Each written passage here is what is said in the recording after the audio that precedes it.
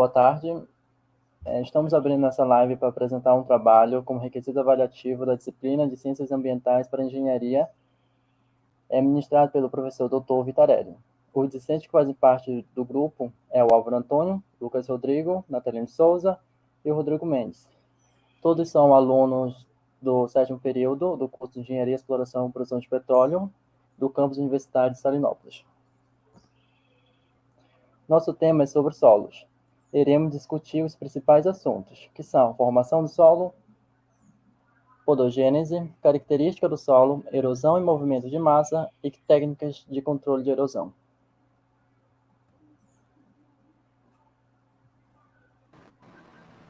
Olá a todos, meu nome é Rodrigo Mendes e eu vou estar dando início à apresentação, mais precisamente falando sobre a formação do solo, né, o processo de pedogênese. Então, para a gente entender como é que o solo ele é formado, primeiro a gente precisa conhecer o seu material de origem, né, o seu material de princípio.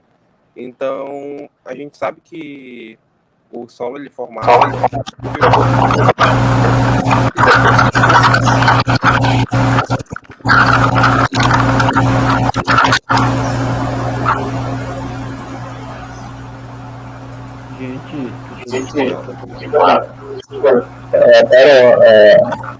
Que porra é essa?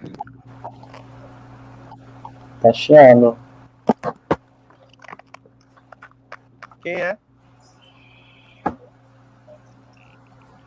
É que ficou chiando. Tá, eu vou voltar O depois. teu, Rodrigo, o teu agora melhorou.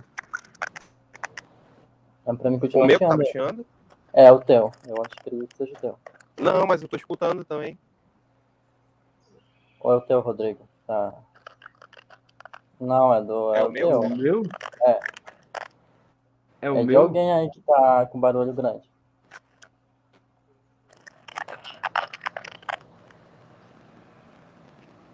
Fala aí, Rodrigo. Será que é o meu? É o teu. Oi. É o teu que O tá teu com tá barulho. estourado, o Mendes. Mas eu tô escutando vocês também chiando. Será que na Eu acho que gravação? tá dando eco no teu, tá voltando pra ti a voz.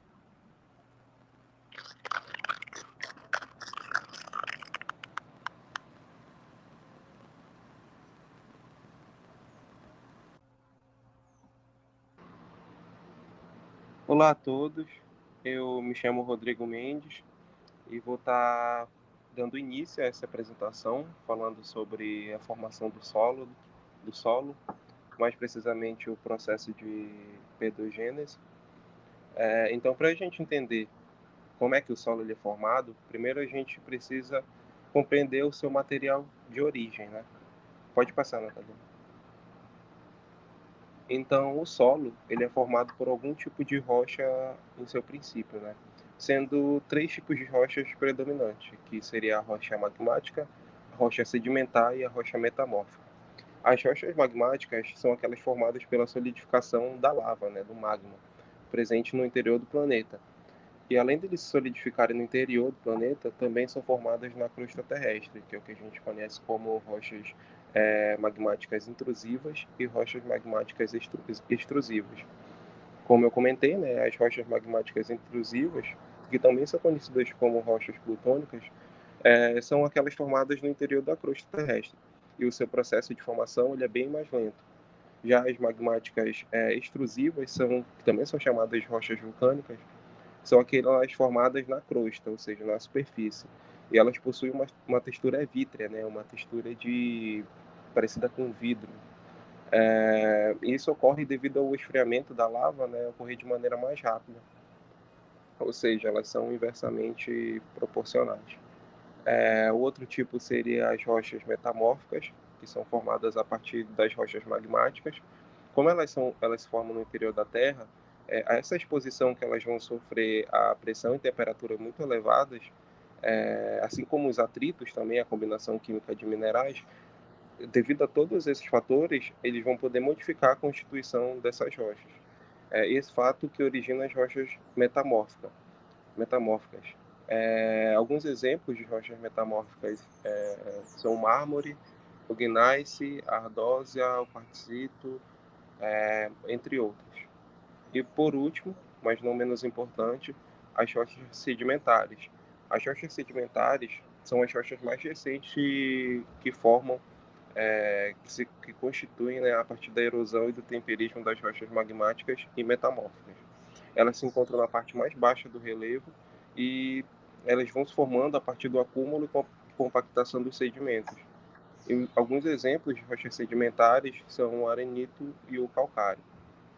Então, entender qual tipo de rocha que vai dar origem ao solo, ao tipo de solo que vai ser estudado, é muito importante.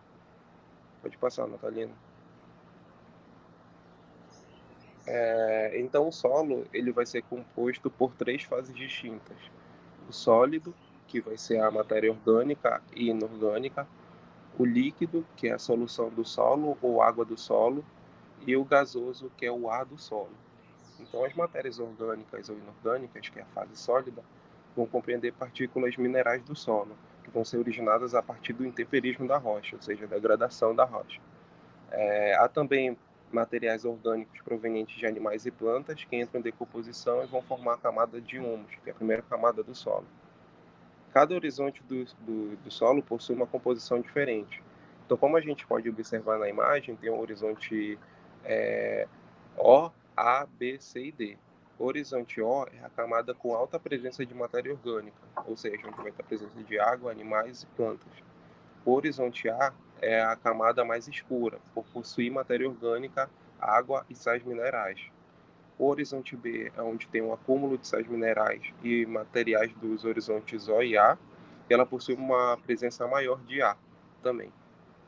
O horizonte C é constituído por fragmentos de rochas desintegradas do horizonte D, que tem uma grande presença de A também, e o horizonte D, ou o horizonte R também, é onde tem a rocha matriz ou originária do solo, onde tem a presença da rocha magmática, sedimentar ou metamórfica. Pode passar, Natalina.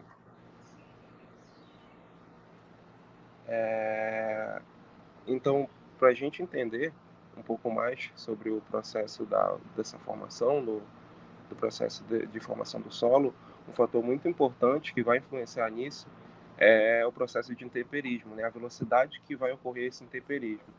Então, resumindo, o intemperismo ele é a quebra da rocha, né? A degradação da rocha. Um exemplo bem básico seria se a rocha tiver um grau de dureza maior, ou seja, ela tiver uma maior resistência, o processo de intemperismo vai ocorrer de forma mais lenta. Caso a rocha ela tenha um grau menor de dureza, ou seja, ela tenha uma menor resistência, o processo de intemperismo vai ser mais acelerado. Então, o processo de intemperismo ele vai depender também do material de origem, né? Se ele é mais suscetível ou não a sofrer intemperismo. Outro exemplo seria a rocha magmática, que, como eu disse, ela é formada a partir da consolidação do magma, né? Fazendo com que o seu grau de dureza ele seja maior em relação à rocha sedimentar. Então, o intemperismo ele vai ser mais acelerado na rocha sedimentar do que na rocha magmática, devido aos seus graus de dureza serem diferentes. Então, o processo de intemperismo pode ser tanto de ordem química, como física, como biológica. Então, na ordem química, o agente principal que vai ocasionar no intemperismo é a água, sendo que o temperismo químico ele é caracterizado pela decomposição mineralógica dos minerais primários das rochas e a síntese de minerais secundários. Tá? O intemperismo físico ele corresponde ao conjunto de ações e processos de degradação das rochas, sem que ocorra alteração química daquele material que está sofrendo intemperismo. Então ele vai resultar, portanto, na degradação da rocha em fragmentos cada vez menores e um fenômeno que é muito influente nesse intemperismo físico é a ação dos ventos, tá? E ele ocorre muito mais em clima frio e seco. O intemperismo biológico é o processo de desintegração de rochas provocado especialmente pela ação de seres vivos, como formigas, etc. Esse processo ele ocorre por meio da ação de plantas e animais, né? Como eu disse. Ou também por ação pela raiz de árvore, né? Por plantas e tudo mais, que atuam na desintegração de blocos rochosos, como a gente pode observar nessa imagem. Pode passar, Natalina. Outro fator que é muito recorrente na composição do solo, né, na formação do solo, é a fertilidade do mesmo. Então, a fertilidade ela vai se referir à capacidade que o solo tem, aquele solo, né, que está sendo estudado, ele tem de fornecer às plantas todos os nutrientes necessários para o seu crescimento e geração de frutos, sendo variável de cada espécie vegetal. No Brasil, tem 4 tipos principais de solo, que são, como a gente pode ver na imagem, o solo de terra roxa, massapé, aluviais e salmourão. Esse solo de terra roxa ele é um solo exclusivamente da região sudeste. Esse solo ele tem origem vulcânica, tá? E ele também é conhecido como latossolo roxo. Ele é um tipo de solo, apesar do nome, né, ser conhecido como solo de terra roxa, ele é um tipo de solo avermelhado e ele é muito fértil. E ele ocorre devido a um resultado de milhões de anos de decomposição de rochas basálticas. O massapé ele é um tipo de solo caracterizado pela elevada fertilidade. Ele possui uma cor mais escura em relação ao solo de terra roxa, e isso ocorre devido a essa formação ser proveniente da decomposição de rochas, como gnáceos escuros, calcários e filitos. Os solos aluviais eles são formados a partir da sedimentação em planícies de materiais transportados pelos rios e ventos. Esse tipo de formação de solo é muito comum em zonas alagadas, várzeas e vales por todo o Brasil.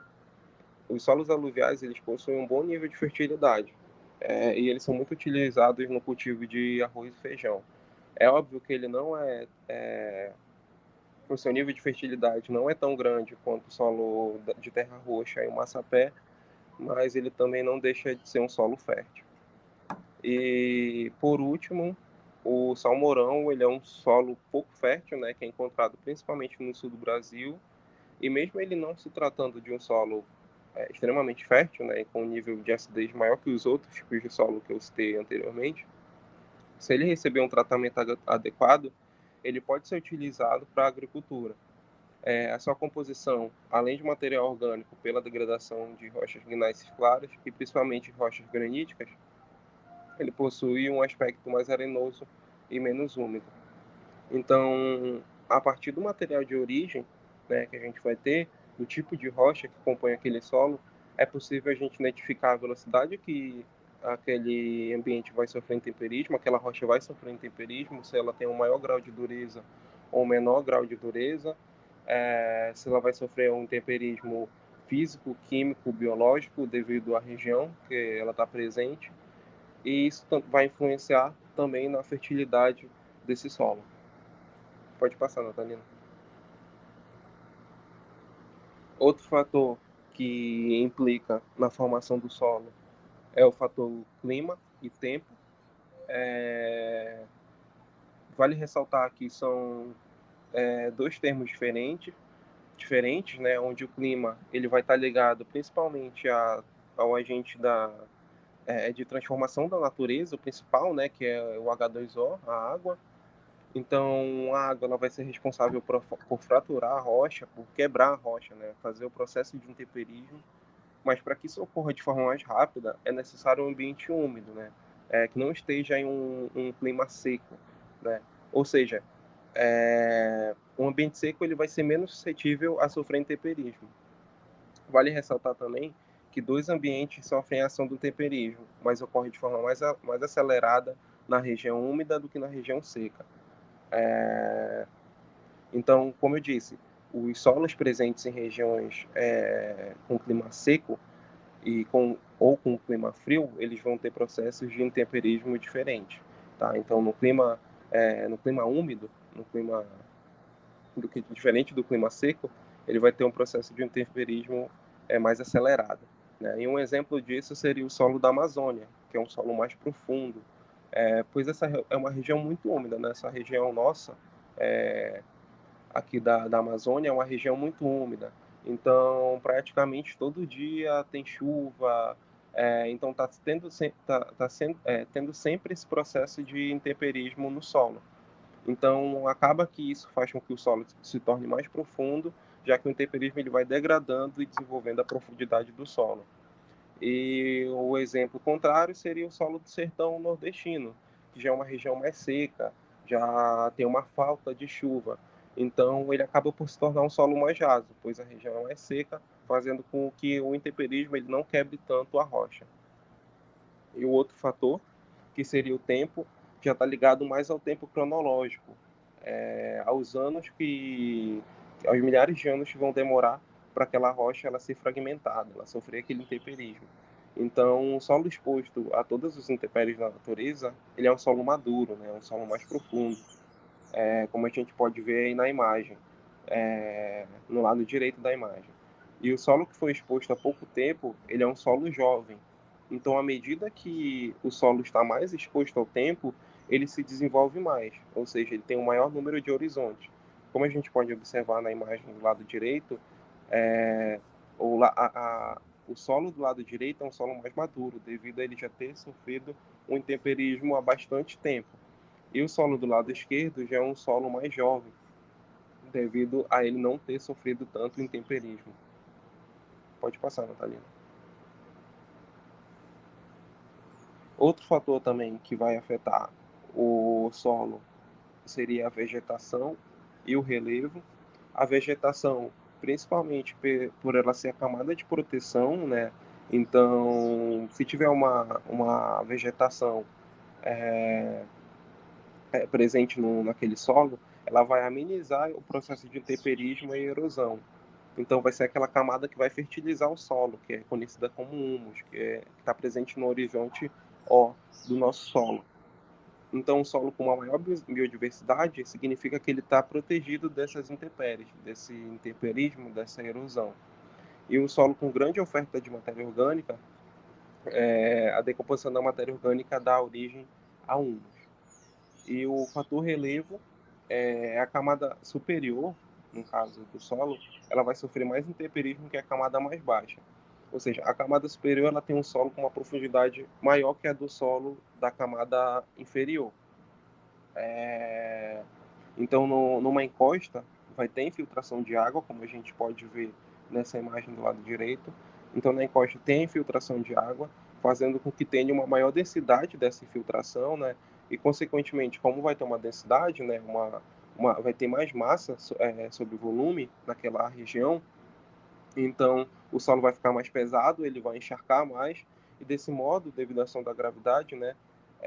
Ele vai começar a pesar, né, e vai contribuir para que ocorra o deslizamento desse solo, que é conhecido como deslizamento de encosta.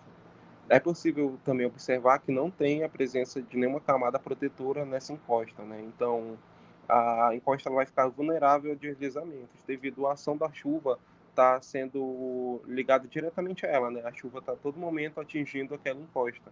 Então, não tem nenhuma camada que possa proteger ela dessa chuva, dessa ação de intemperismo. E também é possível observar que o solo ele vai continuar raso em ambiente úmido, exposto ao tempo, ou seja, tudo vai depender do relevo, se ele tem um relevo maior, se ele tem um relevo mais baixo, se está numa encosta. Então, o formato do solo, a fertilidade do solo, vai depender tudo da formação do relevo daquela região. Pode passar, Natalina.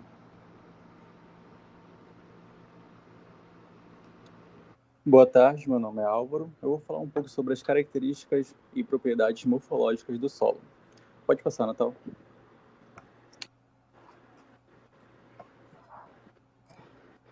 Bem, primeiro temos a cor do solo. A cor do solo ela é uma fácil identificação que possibilita fazer inferências a respeito do conteúdo do solo. Como na primeira foto, a gente vê uma cor mais escura, que pode ser definida como material orgânico, vegetal ou animal, ou até mesmo biomassa microbiana, compostos solúveis e matéria orgânica ligada inteiramente a argilas minerais. Além disso, a gente também tem a hematita, que destaca-se por uma tonalidade vermelha escura no solo, que em baixa concentração ela pode falsear a interpretação do conteúdo de matéria orgânica. Na segunda foto, a gente tem uma cor avermelhada, que está associada à maior concentração de óxidos de ferro desidratados, que pode ser uma indicação boa de drenagem do solo, que geralmente, quando o solo possui uma cor mais avermelhada ou tons terrosos, a gente tem presença de minerais. E na última foto, a gente verifica também que a cor ela pode ser um indicativo se o solo está seco, como na terceira imagem ali, na última, e se o solo também está úmido. Pode passar, Natal. A textura do solo. Bem, a textura ela tem uma grande influência no comportamento físico, hídrico e químico do solo. E por isso a sua avaliação é de grande importância para o uso e o manejo dos solos para a agricultura e afins. Ela é expressa a proporção por componentes granulométricos de fase mineral do solo, como areia, silt e argila. A areia ela tem um diâmetro de mais ou menos de 0,005 milímetros a 2 milímetros, com uma boa drenagem, porém sendo a menos fértil de todas. Temos o silt, com 0,002 milímetros a 0,5 milímetros de diâmetro. Como a gente pode ver, ela facilmente forma aglomerados, e fazendo que, com isso, a gente mantenha nutrientes nela, em relação à areia, já que todos os nutrientes da areia ela se escoam pela drenagem. E, por fim, a gente tem, com um diâmetro menor, de 0,002 milímetros, o grupo com aglomerado mais fortes e mais férteis. Mais férteis, isso. A gente pode analisar que é diretamente proporcional a relação entre aglomerados e fertilidade. Quanto mais férteis, maior a aglomeração. Quanto menos férteis, mal temos aglomeração. Pode passar, Natal, por favor. Agora temos a estrutura do solo. Bem, a estrutura é um arranjo estabelecido pela ligação das partículas primárias do solo entre si, por substâncias diversas encontradas no solo, como matéria orgânica, óxidos de ferro e alumínio, carbonatos, sílicas e entre outros. Esse arranjo dá origem aos agregados, que são unidades estruturais separadas entre si por superfícies de fraqueza. Ou seja, a estrutura tem grande influência no desenvolvimento de plantas no solo, como armazenamento e disponibilidade de água, nutrientes e resistência à erosão. A gente pode classificar a estrutura em 5 aspectos. Temos o tipo de estrutura, que ela pode ser laminar, prismática, blocos angulares, blocos subangulares, granular e colunar.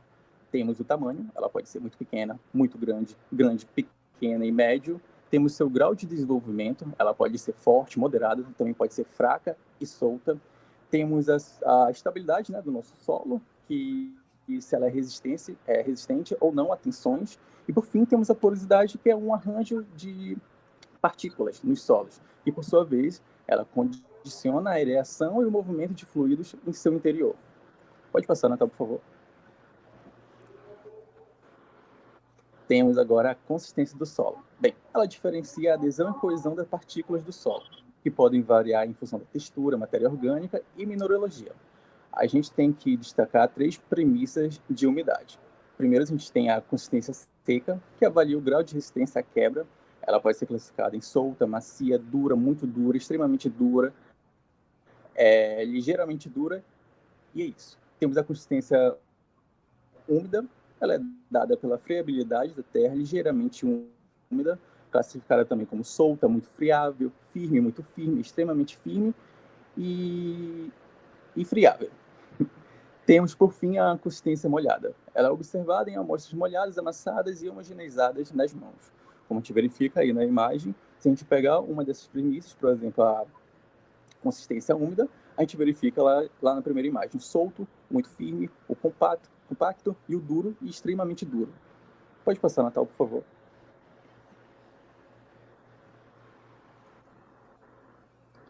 Também temos outras características do solo, não menos importantes, como a pedregosidade, que é uma característica onde a gente vai analisar a concentração de pedras, cascalhos e rochas na sua formação, verificando se ali no solo a gente tem muita presença de pedras ou não.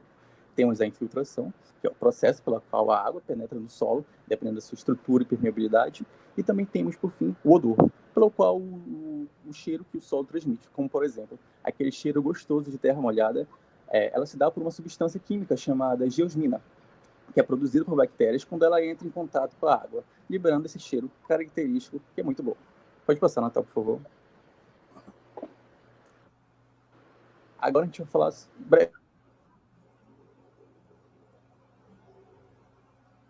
Vou falar brevemente sobre o solo amazônico. Altura, geralmente grande umidade e enorme quantidade de rios. Apesar dessa exuberância de florestas, de árvores, o solo que ela tem não possui muitos nutrientes. Apesar de que nas margens dos rios a gente encontra nutrientes devido ao acúmulo de grandes nutrientes trazidos pelas enchentes e afins. O solo amazônico ele possui uma restrita camada de matéria orgânica que se encontra na superfície, conhecida como humus, como o Rodrigo falou anteriormente. Essa fina camada ela é fértil e é oriunda da própria floresta, como, por exemplo, de organismos vivos, de animais e de folhas mortas e afins. A floresta ela se autorrecicla. Apesar dela não ter o solo fértil, esse humus acaba sendo benéfico para plantas que estão por vir e para árvores já pré-existentes ali. Então, a gente afirma que a Amazônia, né, o solo amazônico, ele é um longo e complexo processo biológico, entendeu? Que, apesar do solo pobre, a floresta sempre permanece verde e exuberante. Pode passar, Natal. Boa tarde, sou Natalino Souza. Agora vou dar continuidade à apresentação, falando sobre erosão e movimento de massa. A partir de agora, vamos entender o que é erosão e o que é o movimento de massa. Aí surge uma dúvida se erosão e movimento de massa são as mesmas coisas. E se elas corroboram de maneira juntas.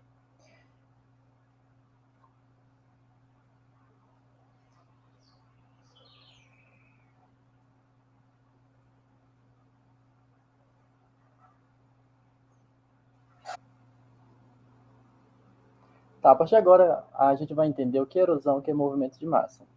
Aí surge uma dúvida bastante recorrente. Se erosão e movimento de massa são a mesma coisa, se há distinção entre elas. Já falo que sim. Embora desempenham papéis semelhantes na modificação da superfície terrestre, ela pode ter causas diferentes, mas corroborando, elas podem ter o mesmo sinônimos. Eu trouxe uma base bibliográfica para a gente entender isso. De acordo com Bastos, em 1991, erosão é um conjunto de processos pelos quais os materiais da crosta terrestre são degradados, dissolvidos ou desgastados e transportados de um ponto ao outro pelos agentes erosivos, tais como as geleiras, os rios, os mares, o vento e a chuva. Para Bertoni Neto, em 1999, erosão é um processo físico onde ocorre o trabalho no sentido de consumo de energia. Verifique bem aqui, quando ele fala o Bertoni e o Neto, ele fala que é o consumo de energia. Aqui a gente pressupõe que ele considera o movimento de massa como um processo erosivo, diferente do Basto, que ele fala que são causados por agentes como rios, mares, água da chuva e vento. O Bertoni Neto ele engloba o sentido mais completo. Morgan, 2005, Oliveira, 2011, ele fala que a erosão é um processo natural e necessário para a transformação do solo. Novamente, aqui ele engloba, de maneira mais generalista, o movimento de massa como uma parte da erosão. Mas de uma maneira bem generalista, a erosão é um processo pelo qual o solo, a rocha, o sedimento são desgastados e removidos da superfície da Terra. São carregados e transportados. E de uma maneira sucinta, Bastos, em 1999, ele propôs que a erosão pode ser definida em duas categorias. Temos a erosão geológica e a erosão acelerada. A erosão geológica é um processo natural que molda a superfície da Terra ao longo da escala de tempo, contribuindo para formar diversas características do relevo. Os principais agentes são a chuva, o vento, o gelo e ações, por exemplo, como a corrente do mar e as ondas em formações costeiras, provocando a erosão costeira. Já a erosão acelerada ou antrópica, já tem a ação do humano. Uma coisa de correr de forma natural e outra coisa com a intervenção do ser humano. Então, a erosão acelerada ou antrópica, ela ocorre por meio de atividades dos seres humanos. Ela é corroborada pelas ações dos seres humanos no solo. como na construção civil, quando se constrói estradas ou edifícios em locais inapropriados. Na práticas inadequadas de agrícolas, quando usam, por exemplo, quando aram encostas e íngremes, ou quando faz aquelas queimas para fazer a plantação, o plantio. Além de estar empobrecendo mais o solo, ele está aumentando a incidência de erosão. Temos também o desmatamento da natureza, como o derrubamento de árvores, também corroboram para a erosão. Por exemplo, observe, né, que nessa imagem é localizado numa região suscetível ao deslizamento. Aí, né, vem a seguinte pergunta: por que existem pessoas que moram nesses locais? Se essas pessoas realmente querem morar aí ou eles gostam de morar aí? Na verdade, a resposta é não.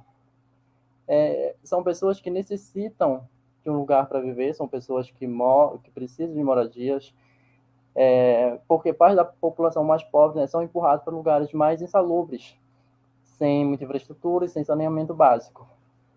Como disse, né, o atual presidente, né, da República, Luiz Inácio Lula da Silva, na abertura da Conferência do Clima da ONU, agora em 1º de dezembro, ele fala que não é possível enfrentar as mudanças climáticas e suas consequências, que nesse caso entra a questão pautada, que é a erosão de solos, que é uma das consequências, se não combater a desigualdade.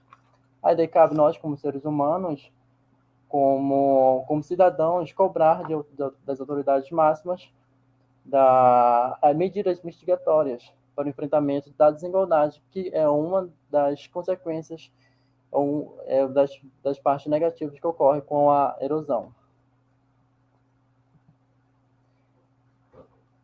Em paralelo a isso, né, não tem como falar, né, sobre as consequências, né, da erosão antrópica. São erosões, né, provocadas pelo ser humano, que tem o dedo do ser humano. São as duas consequências principais, que são o deslizamento de encostas e as enchentes. Os fatores que mais corroboram para essas consequências, eu coloquei aqui no lado, são, por exemplo, desmatamento, a urbanização, queimadas, práticas de agrícolas inadequadas, exploração de minérios. Aqui eu trouxe um dado publicado, na verdade, no jornal, que fala que quase 4 milhões de pessoas vivem em áreas de risco no Brasil. Com isso, a pessoa pode ver que os fatores de erosão impactam a vida do ser humano de uma maneira gigantesca. Segundo o coordenador executivo do Programa de Cartografia de Áreas e Risco Geológico, Júlio Lana, relata que essas pessoas estão em grande parte em relevo caracterizado por áreas bastante montanhosas. Os municípios são parcialmente localizados em terrenos inclinados, morros e regiões serranas.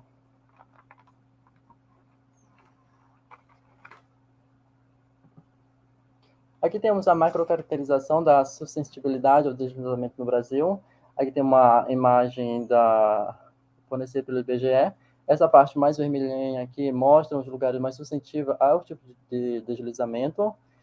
Eles são caracterizados por locais onde tem um meio físico tropical e alta pluviosidade. Além disso, são locais onde também tem uma maior populacional, maior quantidade de pessoas. Em resumo, aqui eu trago os tipos de erosão e seus agentes causadores. Aqui existem 3 tipos de classificando.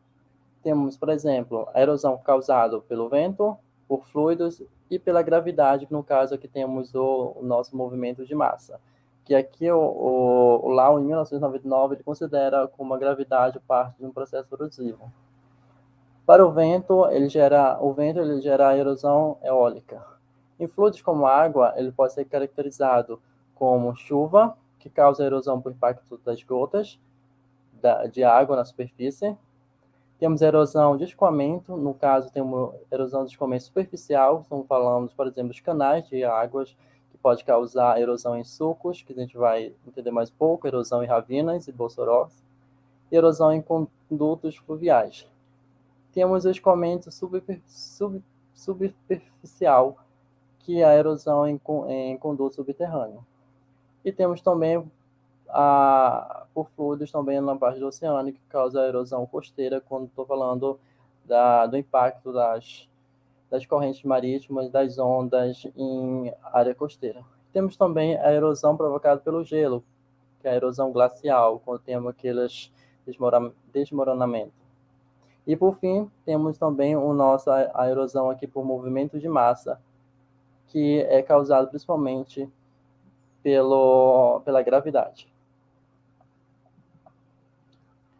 Aqui eu trouxe a erosão hídrica, porque a água é responsável por 56% da desagregação do solo no mundo.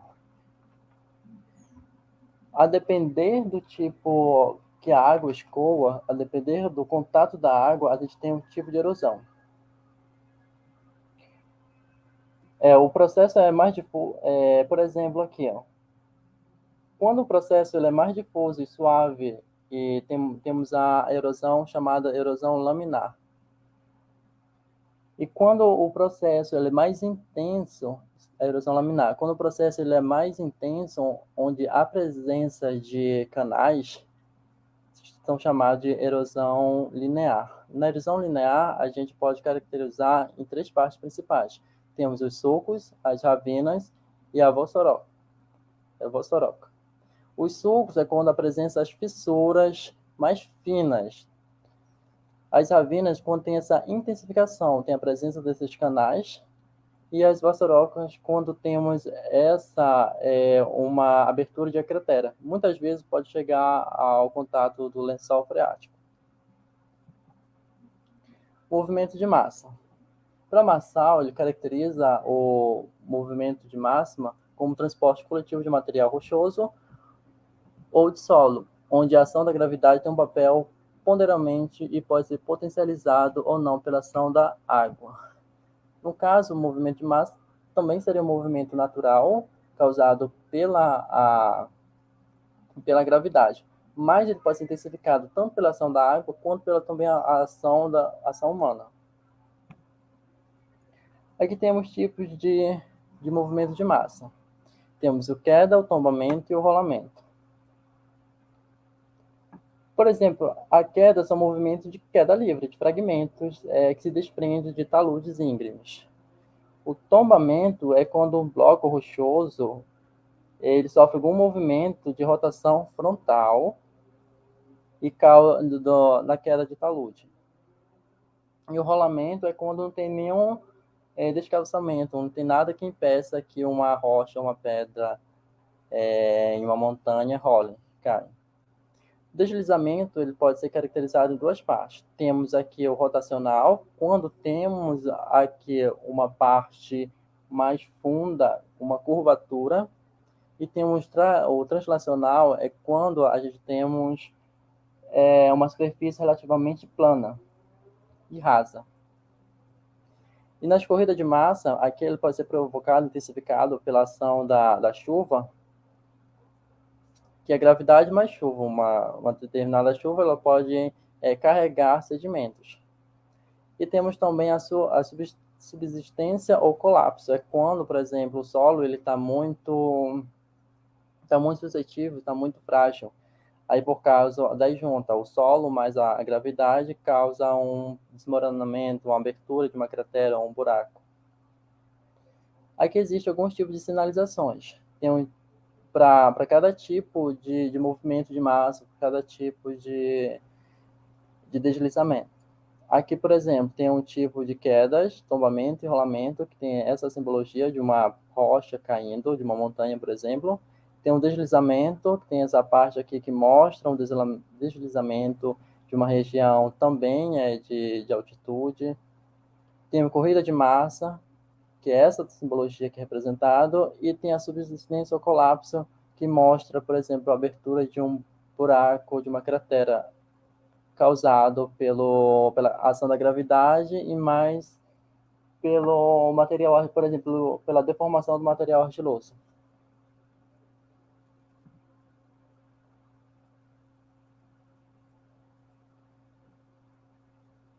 Bom, eu sou o Rodrigo, Lucas Rodrigo, e agora eu vou falar sobre as técnicas de controle de erosão. Bom, vimos anteriormente que a erosão, naturalmente, ela é o principal processo modelador das formas de relevo e o fator contribuinte na formação dos solos. E a ação de desgaste da superfície, ela vai consistir basicamente das fases de arranjo e desagregação, transferência e transporte de material, e sedimentação e deposição das partículas sólidas que são causadas por agentes erosivos externos, como a água, vento ou gravidade, citado anteriormente. Só que há alguns fatores que também podem corroborar com essa desagregação, como a declividade, o comprimento de rampa, erosividade, erodibilidade do solo, cobertura vegetal, e entre outros.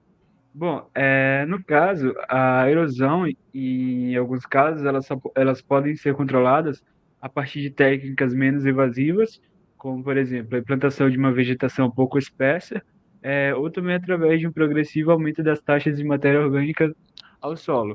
Essas técnicas, elas vão variar de acordo com a gravidade dessa erosão. A ação da água, na verdade, da chuva, para ser mais preciso, que causa impacto no solo pelas gotas, que é chamado efeito splash, pode dar origem a um processo que é chamado de erosão hídrica, que foi citado também anteriormente. Essa erosão hídrica, ela vai ser caracterizada pela desagregação, transporte e deposição de partículas minerais e demais componentes aderidos a ela. E, de modo geral, quanto maior a intensidade e duração da chuva, maior a probabilidade de que a capacidade de filtração da água do solo seja superada ou que atinja o ponto de saturação mais rapidamente, dando origem a escoamentos superficiais. Você pode passar, por favor?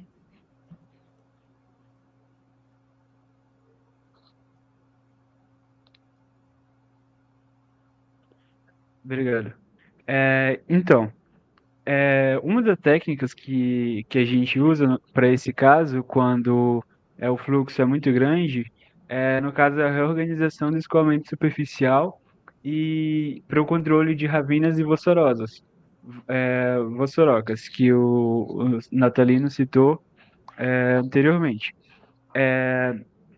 Então, dentro dessas técnicas, nós vamos ter várias subtécnicas para fazer esse controle dessa água. Só para definição, as ravinas e vossorocas, elas são aqueles estágios avançados da erosão hídrica, sendo condicionadas principalmente pelo escoamento concentrado da água da chuva e pela dinâmica hídrica em subsuperfície. Nesse caso, para a reorganização do escoamento, a principal estrutura que atende essa finalidade é o terraço. Você pode passar, por favor?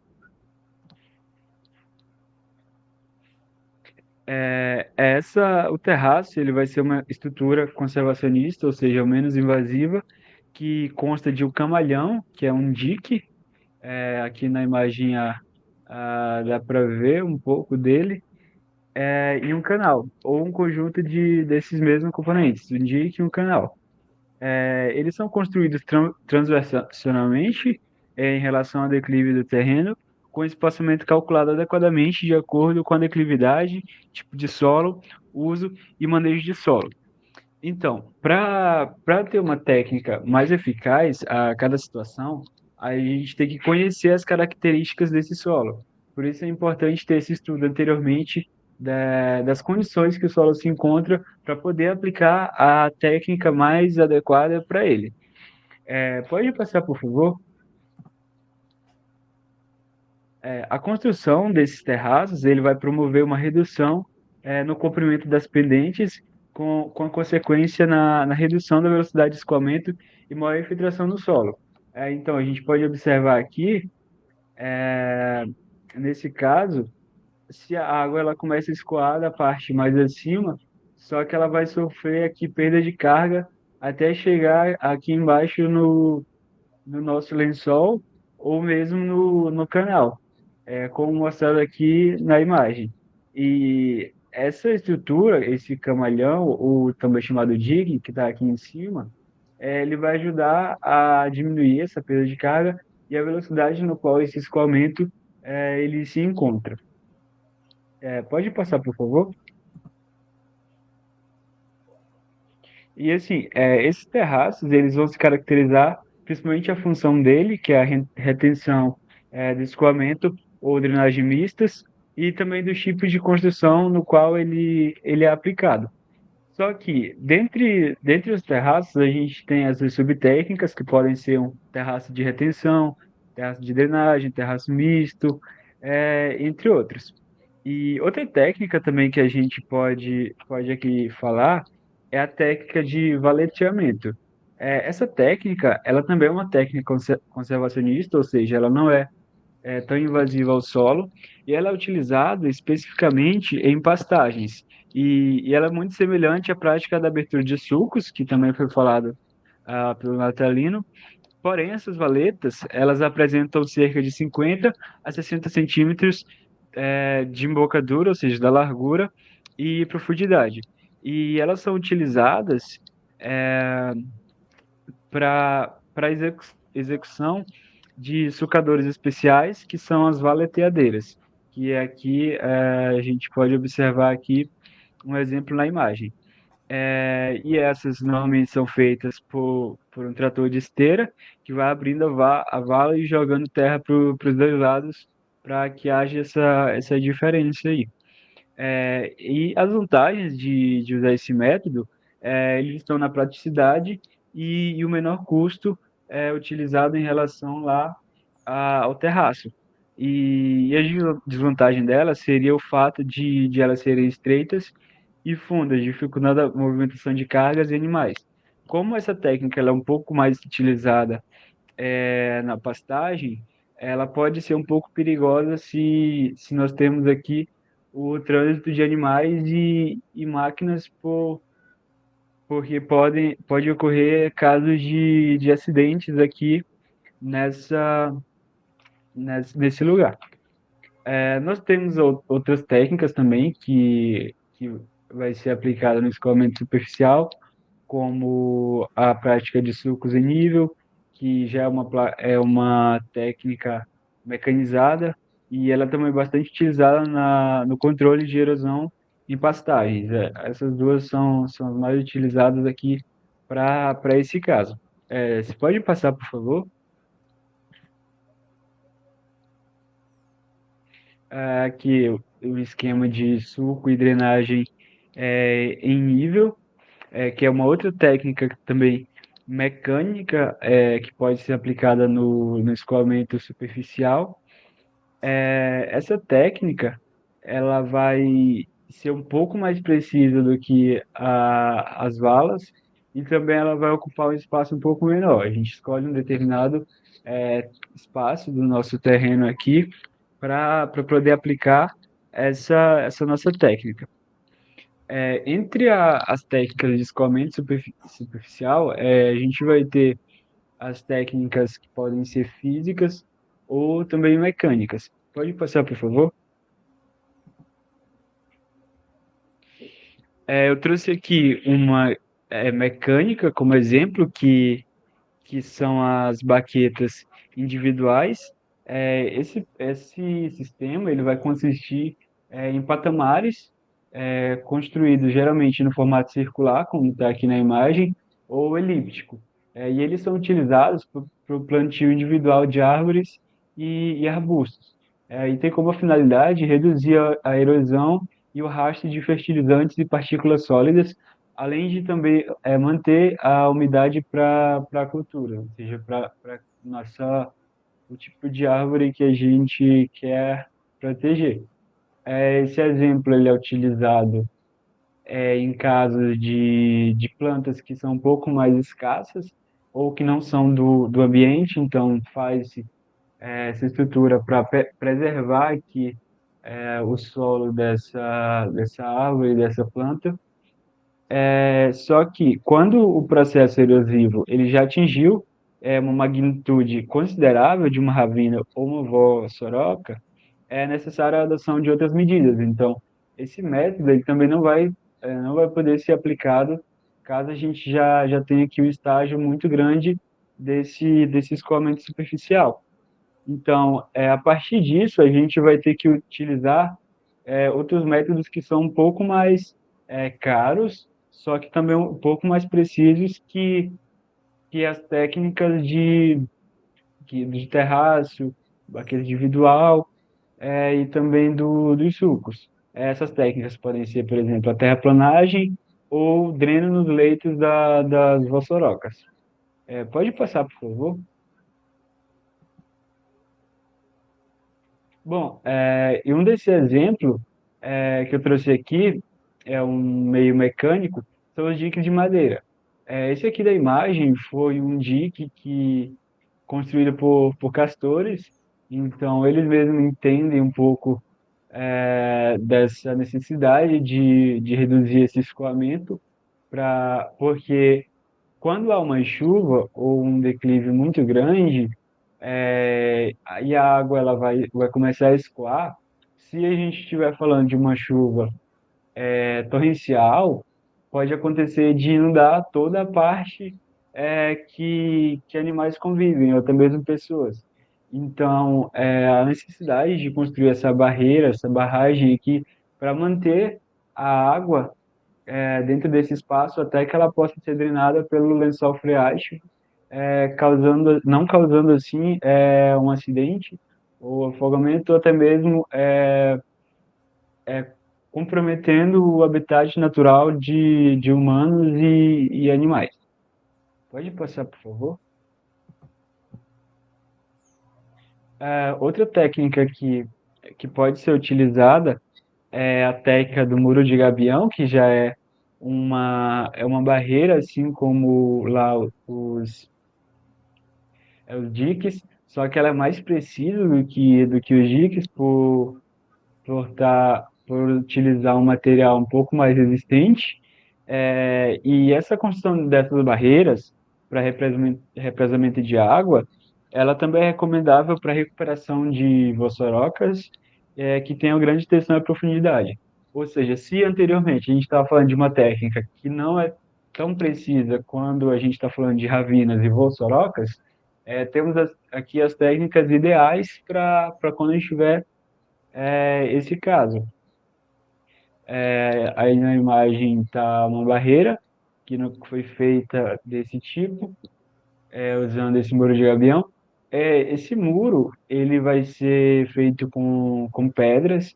Normalmente essas pedras podem ser até mesmo as encontradas no fundo dos rios ou das lagoas. Então tu consegue reaproveitar até mesmo do próprio ambiente que ela está.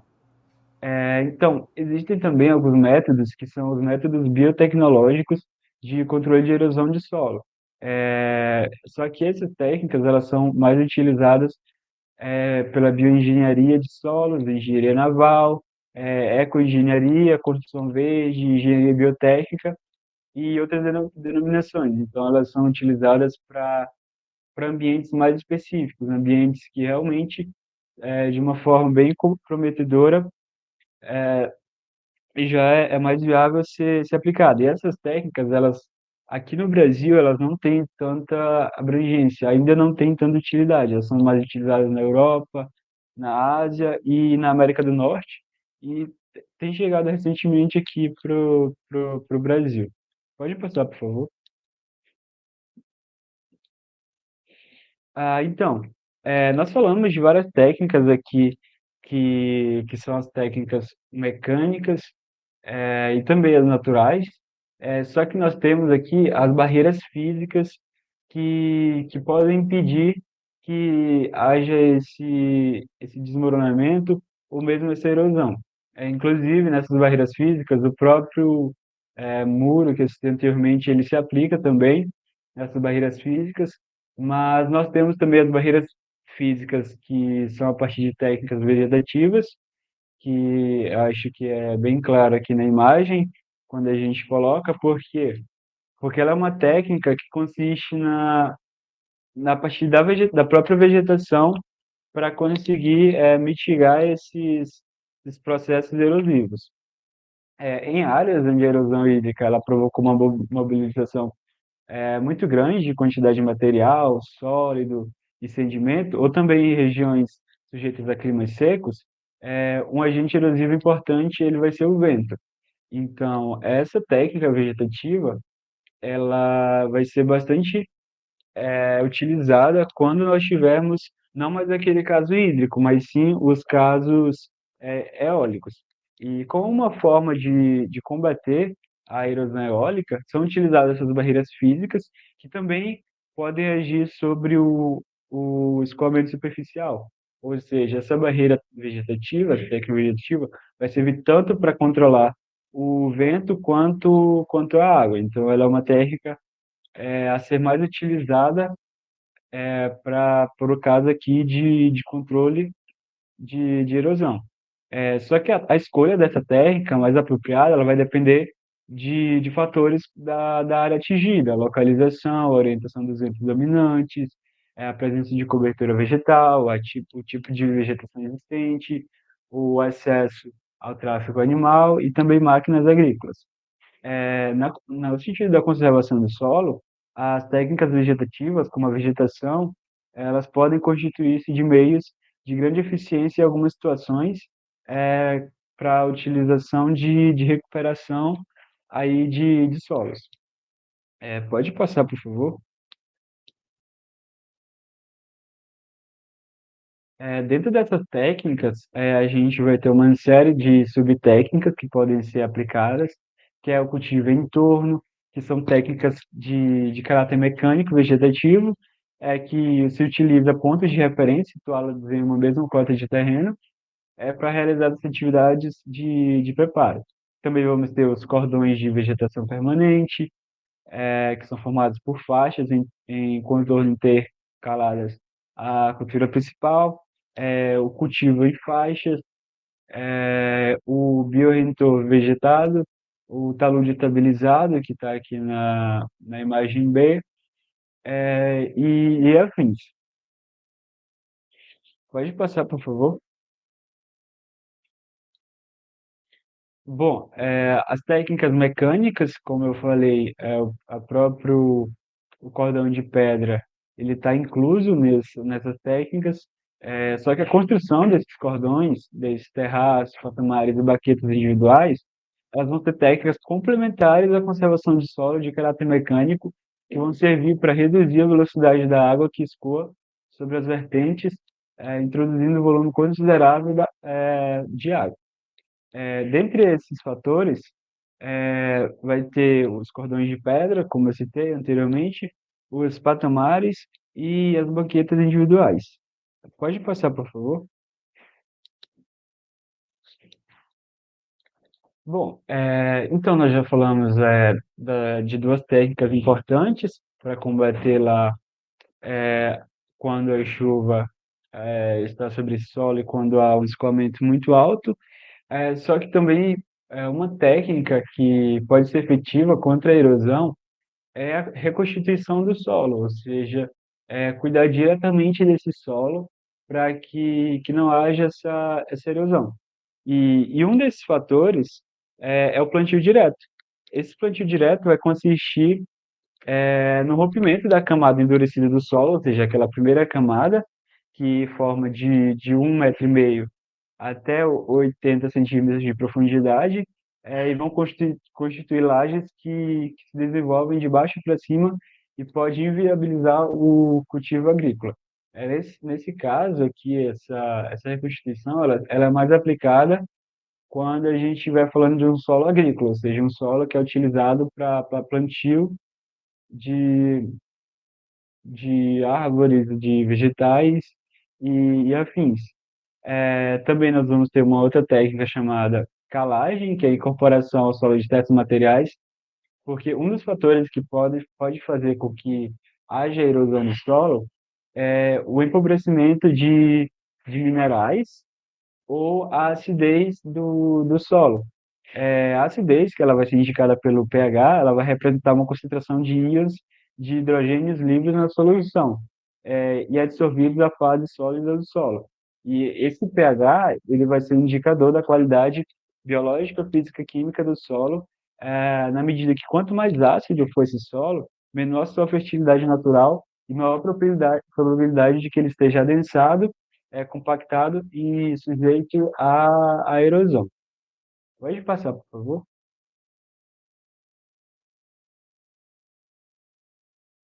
Bom, um outro fator e um dos mais importantes é a adubação. No caso, para adubação, a gente vai ter a adubação verde, que é o enterreio de massa verde proveniente de culturas plantadas previamente com a finalidade de fornecer nitrogênio orgânico para o solo e também elementos que promovem o crescimento de outras espécies com interesse comercial. E também vamos ter a adubação de correção, que vai consistir na prática de reposição de elementos nutritivos nos solos erodidos e naqueles sujeitos a uma exploração intensiva. Pode passar, por favor? Bom, aqui talvez o fator mais importante quando se fala de reconstituição do solo, que é a cobertura viva. Aqui no caso eu trouxe uma foto da nossa Amazônia, porque ela é muito importante para o nosso solo também. Sabemos que o solo amazônico ele é rico em espécies, em organismos, e a cobertura, a sua cobertura é um fator importante para ajudar prevenir e mitigar processos erosivos. A cobertura viva ela vai ter por finalidade proteger o solo contra a ação direta da chuva, do escoamento superficial e também do vento, dificultando assim a desagregação e remoção pelos agentes erosivos.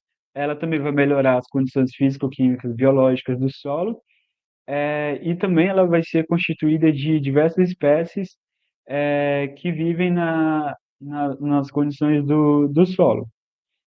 Então, só a partir desses fatores a gente pode perceber como uma cobertura viva ela é de extrema importância aqui para evitar, para combater a erosão do solo.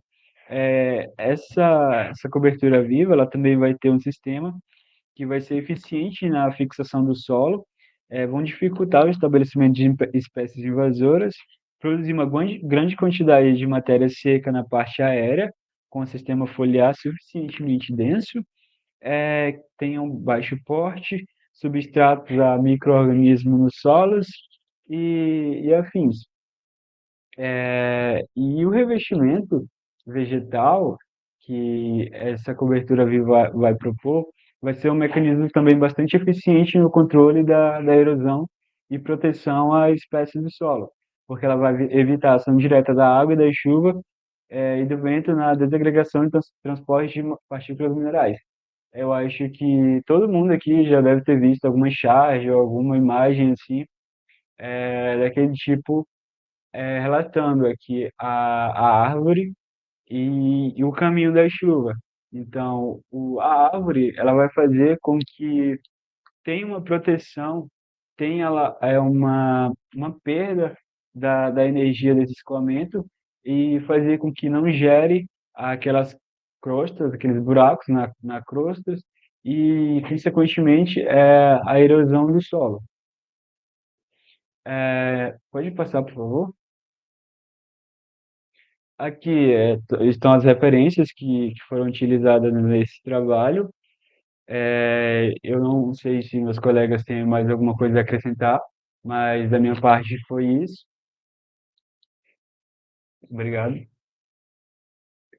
Dúvidas, questionamentos ou perguntas podem ser feitas diretamente nos comentários, no grupo da turma, ou contatar algum dos discentes.